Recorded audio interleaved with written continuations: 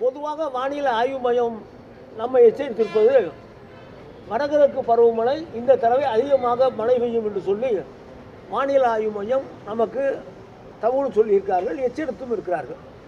அந்த அடிப்படையில் வேண்டிய பணிகளை செய்து கொண்டிருக்கிறோம்.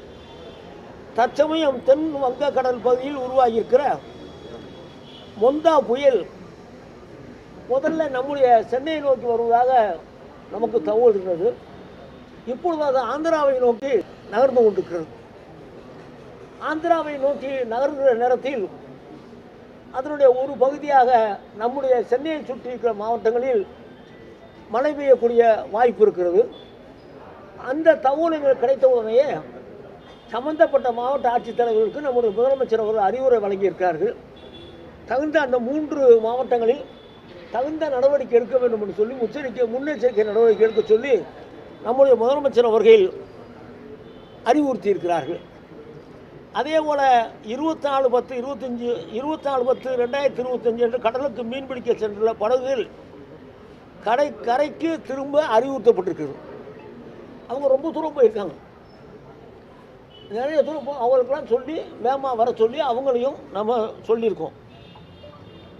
நம்முடைய சென்னையிலே பார்ப்போம் என்று சொன்னால் இன்றைய நிலையில் ஏரிகளுடைய நீர் எவ்வளவு இருக்குன்னு சொன்னால் பூண்டியில் 83.53%, சோழாபுரத்தில் 60.5%, செங்குன்றத்தில் 81.85%, செம்பரம்பாக்கத்தில் 80.36%, தேர்வாய் கண்டிகை 87.80 அளவிலும் நீர் இருப்பு இருக்கிறது.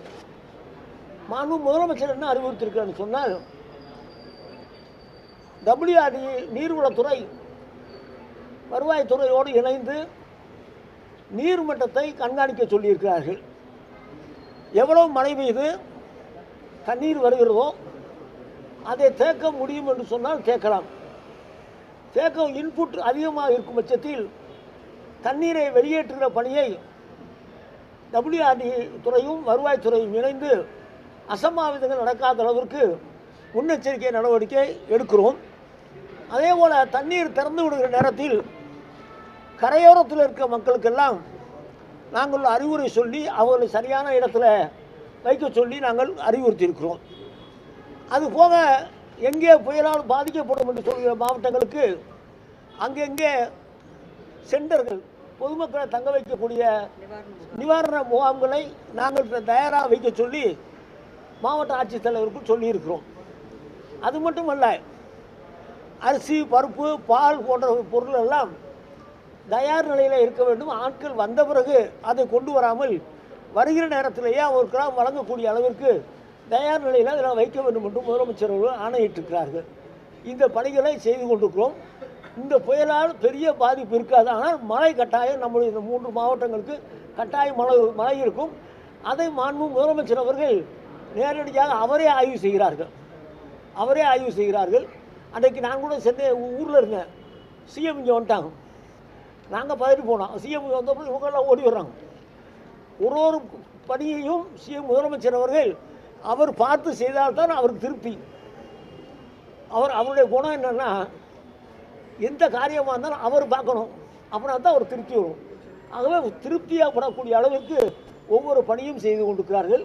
அதே போல் நெல் கொள்முதல் பணிகளும் முதலமைச்சர் அவர்கள் விரைவுபடுத்தி கொண்டிருக்கிறார்கள். அந்த பணியும் அங்கே இருக்கிற விவசாயிகளுக்கு நஷ்டஈடு வழங்குவதில் விவசாயத்துறை அதிகாரிகளும் கணக்கெடுத்து கொண்டிருக்கிறோம். அந்த மாவட்ட ஆட்சித்தலைவர்கள் கணக்கெடுப்பு முடிந்த உடனடியாக அந்த பணம் வழங்குவதற்கு வேண்டிய வேலைகளை நாங்கள் செய்யவிருக்கிறோம்.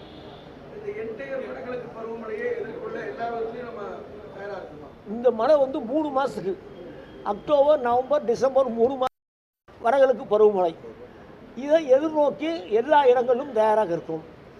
இந்த சென்னையை சுற்றி இருக்கிற மாவட்டங்களிலும் கோஸ்டல் ஏரியாவில் தான் அணைக்கட்டுகளும் கண்மாயும் நிறைந்திருக்கு. தென் மாவட்டங்களுக்கு போய் நேரத்தில் அங்கே அணைகளும் நிரம்பவில்லை, குளங்களும் நிரம்பவில்லை, மழை தேவை இருக்கிறது. ஆகவே அந்த பகுதியில் மழை தேவை இருக்கின்ற எண்ணம் இருக்கிறது. இங்கே மழை பெய்யும் நேரத்தில் அதை சரியான வழிகாட்டுதலோடு நீரை வெளியேற்றி அந்த பணிகளை செய்ய வேண்டியிருக்கிறது. இந்த பணிகளை நம்முடைய முதலமைச்சர் தலைமையில் நிச்சயமாக சிறப்பாக செயல்படுவோம். இந்த வடகிழக்கு பருவமழையை சாமர்த்தியமாக கெட்டிக்காரத்தனமாக நம்ம முதலமைச்சர் கையாள்வார்கள். இருக்கின்ற தரேன்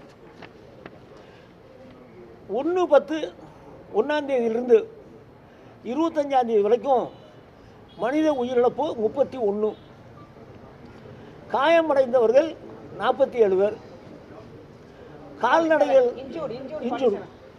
கால்நடைகள் இறப்பு 485, கோழிகள் 20,425, குடிசை வீடுகள் 1780.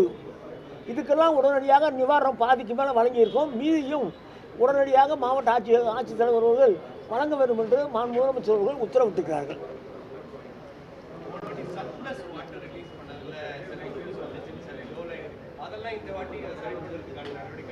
சர்ப்ளஸ் வாட்டரை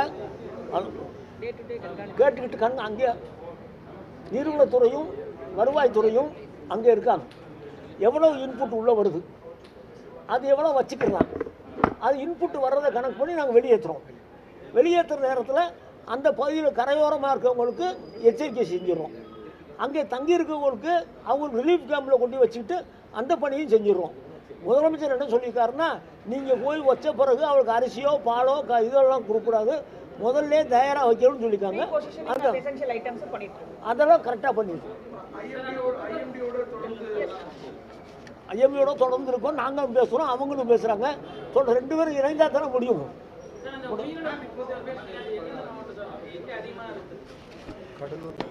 கடலூர் தான் ஜாஸ்தி. கடலூர் தான் 6 பேர் கடலூர். 31ல் 6 பேர் கடலூர், 4 பேர் வந்து லைட்னிங்ல இது பண்ணது, 2 பேர் வந்து செவுரு விழுந்தது. 6 பேர் கடலூர். 31ல் 47 மொத்தம். 47 மின்னல் தாக்கி ஆபீஸ்லலாம் வந்து இடியே வந்து முன்கூட்டியே கணிக்கிற மாதிரியான இயந்திரங்கள் தமிழ்நாட்டுக்கு அது வாங்கணும் அப்படின்ற மாதிரி கோரிக்கைகள்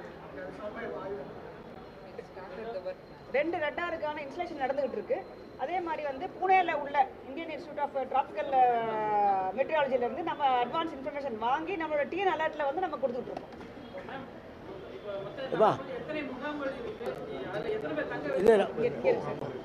போன வட்டம் அந்த மாவட்டங்களில் எவ்வளவு முகாம்கள் வச்சுருந்தோமோ அந்த முகாம்கள் பூரா ரெடி பண்ணி சொல்லிட்டோம். அந்த மாவட்டத்தில் 10 இருக்கலாம், 15 இருக்கலாம், 20 இருக்கலாம். மொத்தம் வந்து 2 முகாம்கள் தான் ஆட்கள் இருக்காங்க. இப்போ 2 முகாமில் மட்டும்தான் ஆள் இருக்காங்க. 210 பேர் தான் இருக்காங்க. பொதுவாக தம்பிக்கு சொல்கிறது, சென்னை, திருவள்ளூர் போன உடனே எத்தனை முகாம் இருந்துச்சு, எந்த கல்யாண மண்டபத்தை வச்சுருந்தாங்க, எந்த ஸ்கூலை வச்சுருந்தாங்க, அதை பூரா ஃபிக்ஸ் பண்ணி வச்சாச்சு. தயாராக இருக்குது. ஒன்று அது எதிர்கொள்கிறதுக்கு அரசாங்கம் தயாராக இருக்குது. தேங்க்யூ.